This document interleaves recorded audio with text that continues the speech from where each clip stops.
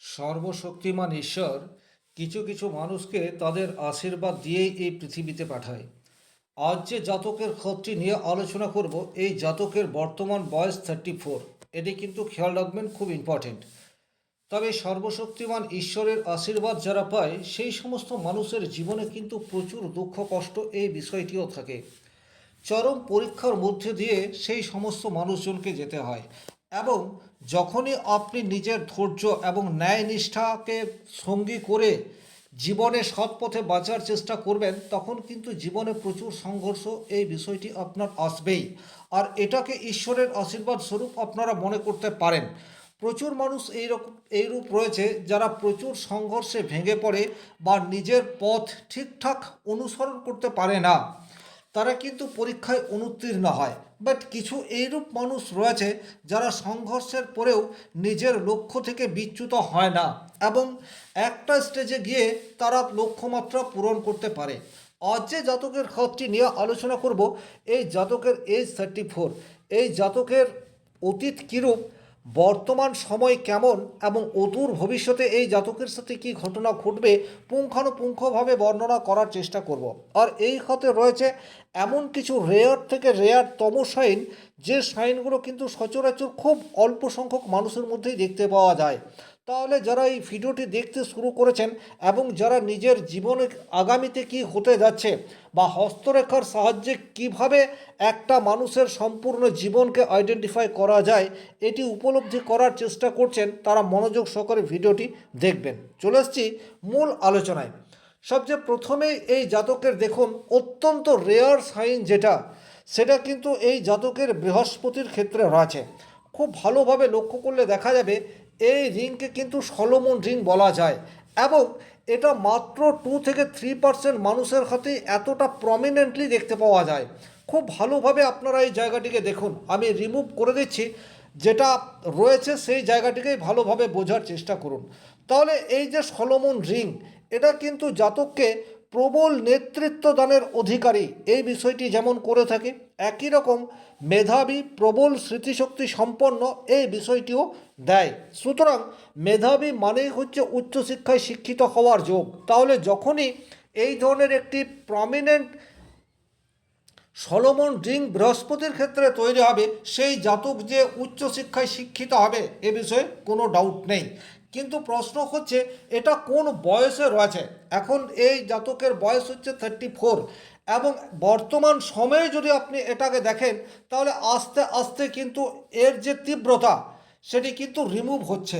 তাহলে এটা বলা যেতেই পারে যে যে জাতকে এডুকেশন লাইফে ছিল, অর্থাৎ আজ থেকে 10-12 বছর আগে, তখন কিন্তু এটি অত্যন্ত প্রমিনেন্ট বা বর্তমান সময়ের চেয়ে আরও বেশি ইফেক্টিভ, এটা দেখেই বোঝা যাচ্ছে। সুতরাং জাতক যে অত্যন্ত মেরিটিয়াস এ বিষয়ে ডাউট নেই। দ্বিতীয়, জাতকের আপনারা লাইফ লাইন এবং হেডলাইনের বিন্যাসটি দেখুন। এখান থেকে কিন্তু প্রমিনেন্ট ঊর্ধ্বগামী রেখা সেটা বৃহস্পতি পর্ব পর্যন্ত চলে যাচ্ছে।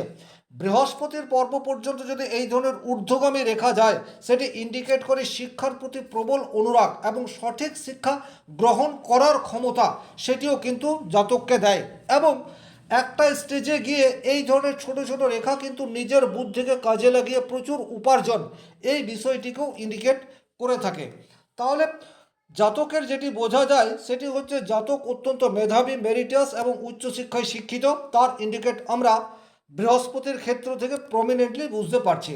জাতকের বর্তমান সময় কী রূপ, এটা খুব সংক্ষেপে বলে অদূর ভবিষ্যতে কি হতে যাচ্ছে এই বিষয়টি ক্লিয়ার বলার চেষ্টা করব। তাহলে জাতকের বর্তমান বয়স হচ্ছে 34। এখন আমরা লাইফ লাইনে যদি 34 এইরূপ এজে যাওয়ার চেষ্টা করি, তাহলে এই জায়গাটি হচ্ছে 34 এজ। এখন এই এজটাতে সেই অর্থে কোনো ধরনের পজিটিভ বা নেগেটিভ সাইন দেখতে পাওয়া যাচ্ছে না, এবং কোনো ধরনের রাহু রেখা সেটিও কিন্তু বর্তমান এজ অর্থাৎ 34 বা তার 2 বছর 4 বছরের মধ্যে কোনো ধরনের নেগেটিভ রাহু রেখা সেটি লাইফ লাইনের উপর নেই। সুতরাং শারীরিক দিক দিয়ে জাতক ফিট থাকবে, এনার্জি সেটা ভরপুর মাত্রায় থাকবে, এবং যে কাজ করছে সেই কাজে মোটামুটি যে জায়গায় আজকের তারিখে রয়েছে সেই জায়গাটি ধরে রাখতে পারবে। যদি আমরা ব্রেন লাইনে 34 এই এজটাকে দেখার চেষ্টা করি, এটা কিন্তু খুব ইম্পর্টেন্ট। ব্রেন লাইন থেকে বুদ্ধিমত্তার প্রয়োগ এই বিষয়টির বিচার কিন্তু হয়ে থাকে। তাহলে ব্রেন লাইনে কিন্তু 34 এইরূপ এজ, সেটা এইরূপ জায়গাতে রয়েছে। এখান থেকে একটি ঊর্ধ্বগামী রেখা, সেটি কিন্তু হার্ট লাইনের দিকে যাচ্ছে, বা বলা ভালো বুধের দিকে যাচ্ছে। তাহলে এখানে একটা কথা খেয়াল করবেন, এই জাতক কিন্তু বুধ অত্যন্ত শক্তিশালী অবস্থাতে রয়েছে এবং কোনো একটি জায়গায় ইনভেস্ট করার কথা সেটি কিন্তু বর্তমান পরিকল্পনার মধ্যে থাকছে।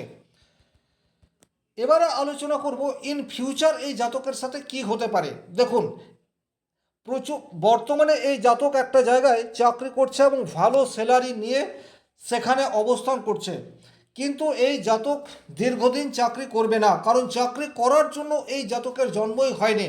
এই জাতক হচ্ছে বাই ওয়ান লিডার, অর্থাৎ রাজনীতির সাথে যুক্ত এই জাতক থাকবে।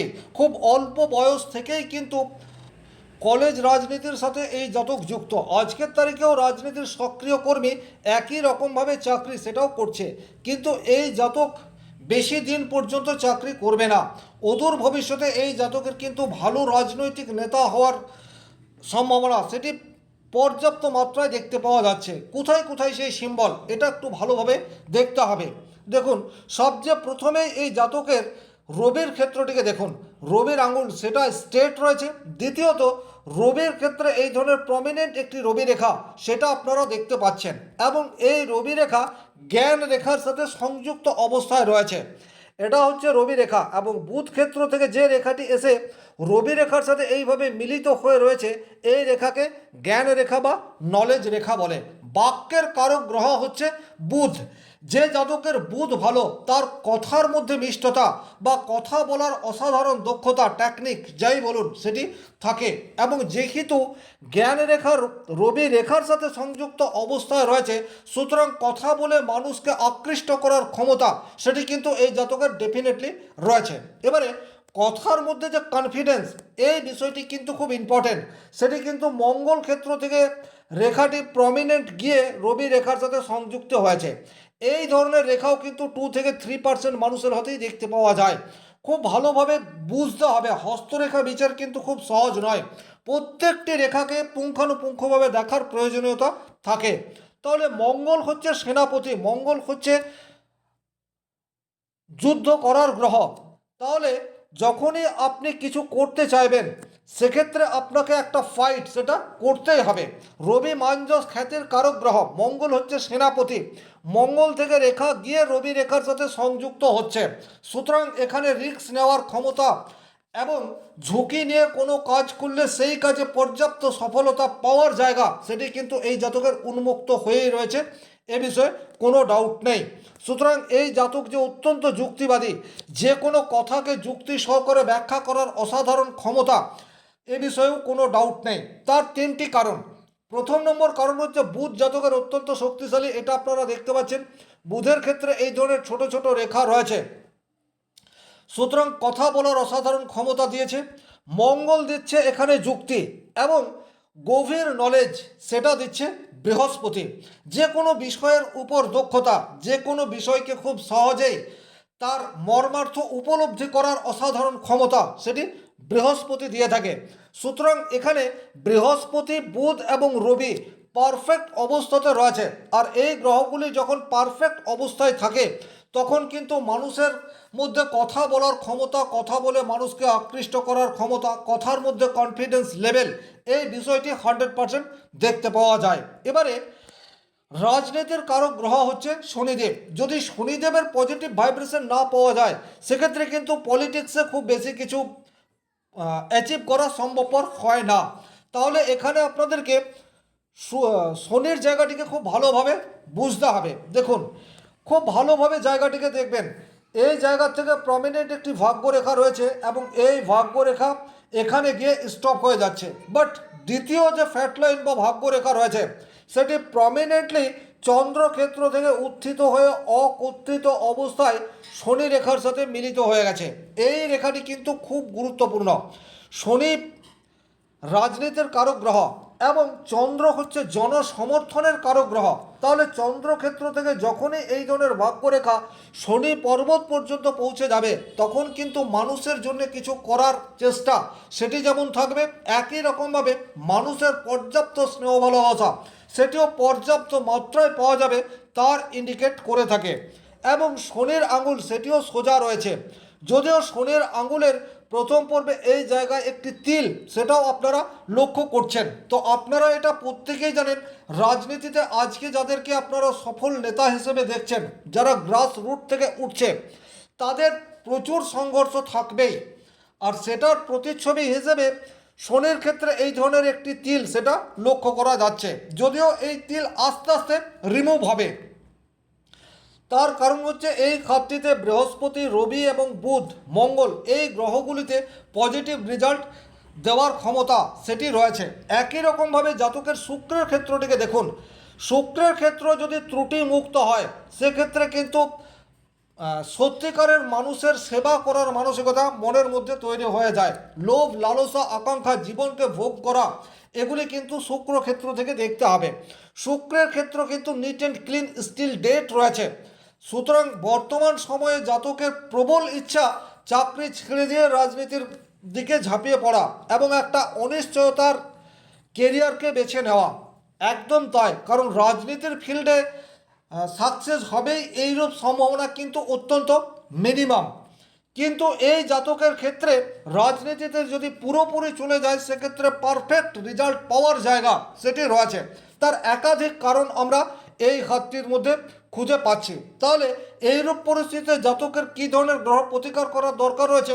ডেফিনেটলি এই জাতকের জন্য বৃহস্পতির রেমেডি করার প্রয়োজনীয়তা থাকছে। তার কারণ হচ্ছে এই জাতকের বৃহস্পতি হচ্ছে সবচেয়ে শুভ গ্রহ এবং বৃহস্পতির পজিটিভ ভাইব্রেশন এই জাতক অধিক মাত্রায় পাচ্ছে। তবে যে ফিল্ডে জাতক যাওয়ার কথা বলছে, সেই ফিল্ডের চরম লেভেলে পৌঁছাতে চাইলে বৃহস্পতির বলবত্তা সেটাকে কন্টিনিউয়াস ধরে রাখতে হবে।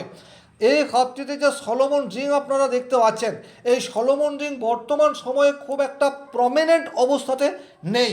প্রমিনেন্ট রয়েছে, কিন্তু যে ফিল্ডে যেতে চাইছে সেই তুলনায় কিছুটা কম এটা বলা যেতে পারে। সুতরাং এই জাতকের বৃহস্পতির রেমেডি করার প্রয়োজনীয়তা থাকছে। শনির ক্ষেত্রে যে তিল চিহ্নটি রয়েছে, এই চিহ্নটি কিন্তু অটোমেটিকলি রিমুভ হবে, এ বিষয়েও কিন্তু কোনো ডাউট নেই। তাহলে এই ছিল এই খাতটির মূল আলোচ্য বিষয়। যদি ভিডিওটি ভালো লাগে সেক্ষেত্রে লাইক করবেন, কোথাও কোনো প্রশ্ন বা সংশয় থাকলে কমেন্ট বক্সে লিখে জানাবেন।